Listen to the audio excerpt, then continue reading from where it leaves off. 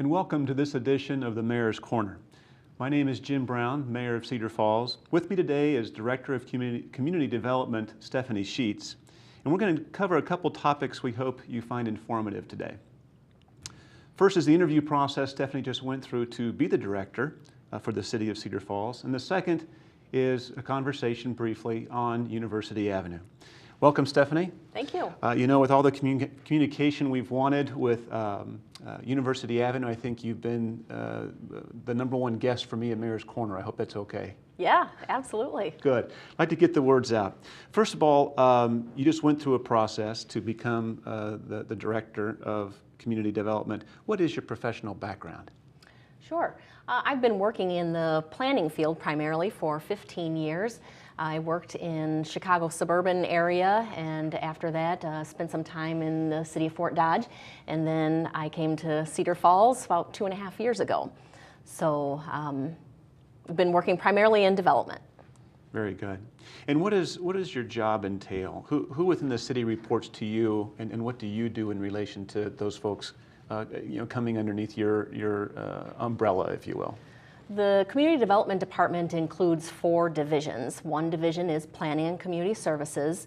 Another division is Engineering Services, Water Reclamation Services, as well as Inspection Services. So inspections is building inspections, the building permits, commercial, residential, all the building activity that we have going on in town. Water reclamation involves our wastewater. So when we flush it down the toilet or it goes down the sink, any of that water that we're done using, we need to treat and make sure that it's safe before it goes back into the river. That's where we ultimately release that wastewater. And then in our engineering services division, we're primarily working in road improvements, construction projects with a new subdivision, how is the water draining, where are the roads going, all those connections, and making sure that they're done to a standard that the public can use them and that they will last. And then in planning and community services, we're dealing with the zoning issues and the layout of a property and those connections again of the roads, connections to parks, sidewalks, and then as individual developments happen, primarily commercial, reviewing that they're meeting zoning requirements and how do they fit in with what's going on around them. Great explanation. So really the public sees, mainly on Channel 15, the planning and zoning. They can watch those meetings, very similar to a council meeting in terms of the process to get something through the planning and zoning. But it also sounds like the folks in your department are really needing to think ahead, whether it's water reclamation and various regulations that might be coming from the EPA, or like you said, developments coming in the future. They have to almost get their crystal ball out and follow some protocols. Are there other things that happen sort of behind the scenes outside of what they normally see on P&Z for your folks to plan ahead for? I think it's a good point that there's a lot of background work that goes into what happens before the Planning and Zoning Commission meeting or even before the City Council meeting. And that's where having some of our future plans helps us as well. So we have a comprehensive plan where we've spent time looking at the whole community about what types of land uses are appropriate where, but going even deeper into that of what kind of density of use. Is it a single family home or is it an apartment? And from knowing that, you then start to think a little bit about what does the road need to be? How wide does it need to be? How many lanes? What would be the traffic projections that go into road construction? You also then get into, well, how many people are there, so how many toilets are flushing? And so you get into those projections and using our plans, that's what we're using then to make sure that we're making the right investments or working with developers and making that investment as development occurs. So there's definitely, it truly is, they are planning and they're zoning into the future, even in different parts of the city that we may say, well, that's a couple of cornfields right now or different fields within the city, but there are specific maps to showcase in the future, here's what we think might be happening and what can be approved, if you will. Correct? Correct. Okay. Yep. Okay. And communicating that up front is very helpful, not just for the city making the plans, but our partners, the developers, so that they know what type of investment we're expecting as well, and we can talk through that then. Sure. I've heard it explained briefly to myself that the planning and zoning is important because on one extreme, you may have planning be so tight that communities can't do anything. But the other extreme was that if you have no planning, you might have a mansion next to a debilitated single 1,000-square-foot home. So there's a balance there, is there not? Yes, that's often what the community's trying to set in adopting zoning ordinance, adopting those regulations for nuisance and how what's acceptable to the community in terms of a standard, and then how staff should implement that. So yes, it's a constant public discussion about what those regulations should be. Very good. Well, enough about planning and zoning and everything else. Congratulations, by the way. Thank you. I know that interview process was opened up internally. It was opened up outside of Cedar Falls in the Midwest and maybe even throughout the country. So very well done, and we're glad you're a part of the city staff. Moving on to University Avenue. Last night's council meeting, there was a very good public discussion. There was very good questions that were brought up. I thought staff did a good job in addressing those folks that came up with various questions that they had. But can you give us, much like last night, an update on some things from Phase 1, and then also what's happening here in Phase 2? In Phase 1, we still see a lot of construction happening out there. We have 2 lanes open in each direction over the winter months. We wanted to be sure, that was always our focus, is to be sure that we had that open by the time we reached the winter months, to make sure that it was a safe roadway to travel during the winter and the ease of operations of clearing the road and that type of thing. What you have seen out there and work still occurring is the street lights. And that's been a question we've been getting quite a bit, is when are those going to be turned on? We have a couple turned on, probably in the western area of what we consider Phase 1, so around Grove Road, around Boulder intersection there, we have lights on, and we're going to start to see more and more of those get connected and be functional. The cold weather that we've had has impacted our progress, and wet weather, it'll all impact, but we're very hopeful that by the end of this week or maybe into early next week, we'll see many more of the lights functional. We'll be continuing to kind of troubleshoot if there are issues with the wiring and that type of thing, but we're excited to see that the street lights will go on, and that will help it in the evening hours where it feels pretty dark out there right now.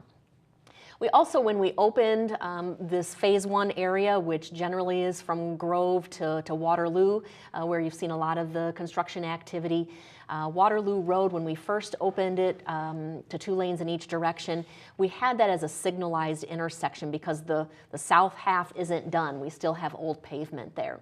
And we found there was confusion with how should that operate, and so we wanted to help with that, and we've changed that to function as a roundabout.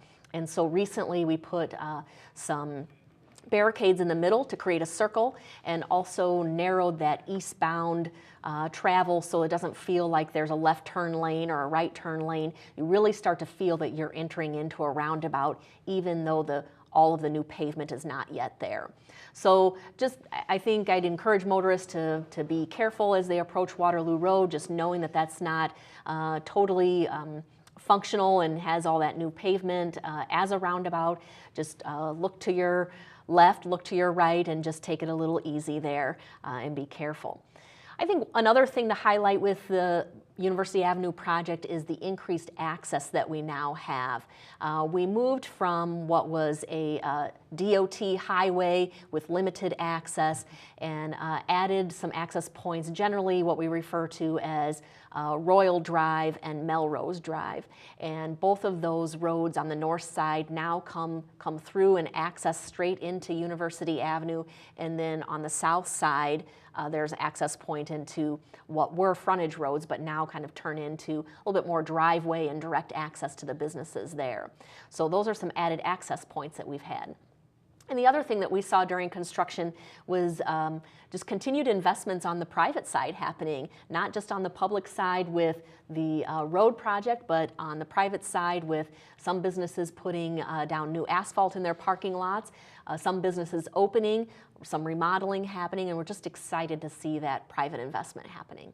Excellent. Now, there's a lot of things going on, and I think it's exciting to see at least that progress move forward. So in phase 2 now, we're waiting obviously because of the weather, but we're also planning according to what the original specifications and things we need to move forward with. Can you give us an idea what's coming up at a high level for phase 2 this coming year?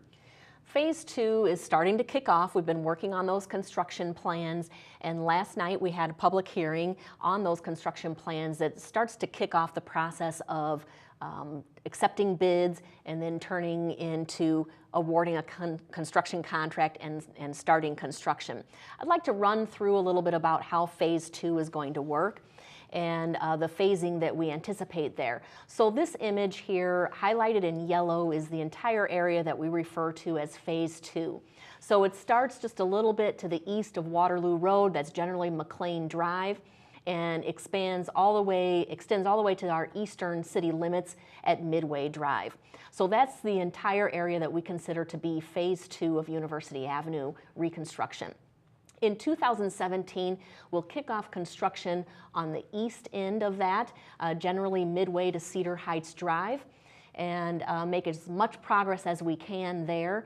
And then depending on how phase 1 wraps up with the Waterloo Road intersection and how quickly that wraps up, we hope to then also spend time on the western edge of what we refer to as phase 2. So, and the reason that we are working on the bookends, I'll call them, is related to drainage primarily.